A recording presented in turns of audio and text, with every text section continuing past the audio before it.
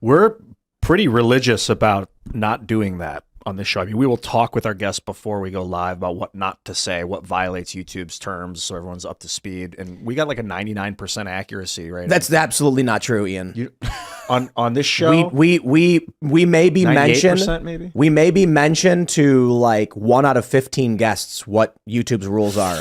Which results... I want to think it's more than that. Yeah, like it's 6 not. out of 10. And that's why we end up having to take episodes down, because people think that they think this show is like sitting in your friend's living room having a beer as opposed to primetime cable TV talk or something like that. So I usually tell people if it does... So we used to have a card that said like, this is what YouTube's rules are. We don't have rules, YouTube does. If you want to say these things and the show gets taken down, understand that's what will happen. And so I try to keep a balance to it where I'm like, I'll tell people, look, man, you can say whatever you want. If you've come all the way out here to come on this show and then you want to say things you know will break the rules, we'll roll our eyes and then the episode gets taken down. So if you don't care about people seeing the episode, like, totally get it. But we stopped showing people YouTube's rules because they would then intentionally break them or just only talk about that. And we were like, dude, we showed you the YouTube policies, not so that you could sit here and just only talk about that, or to intentionally try and break the rules.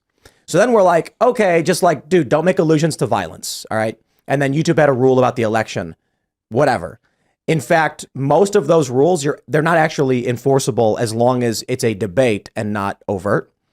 But the reason I push back, Ian, because it's actually very, very frustrating that we don't tell everybody when they come on what YouTube's rules are, and then we end up having to take episodes down lest we get suspended for a week. Yeah, sometimes you'll go 3 hour or 2 hours, I guess we do 2 hours, and an hour and 59 minutes of it is totally cool, but 30 seconds go by and something gets said and you're like, well, that's we were batting 99.98%, but you can't trim episodes. You can't trim things out.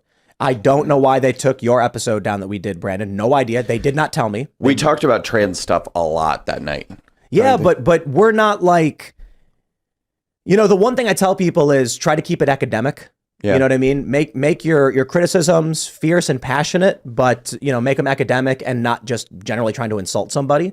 And so we're usually fine about it. And I have no idea what we could have done. Sorry to interrupt. What is their policy about misgendering? I don't think there is one. That you don't? No. Because I remember we talked a lot about Dylan Mulvaney in that episode, and you were, you know, staunchly arguing that he's a man. And we were kind of like having that discussion. So I don't know if that's... And my position has been on all these episodes, we'll see if they retroactively enforce this, is that Dylan is a character like Borat, intentionally insulting women and trans people. Yeah. And now Dylan has that statement saying, I want to move beyond this and be a comedian. Yeah. Like, it's very... a lesbian. It's very... That's an old clip, part of his comedy. And actually, that clip was him saying that he's attracted to trans women, not biological females. Oh, sorry. But the clip was cut off. What Mulvaney was arguing to his dad was that he's attracted to women, and his dad was like, "Oh wow," and he was like, "No, trans women, because trans women are women." That's what he was saying, not that he likes females.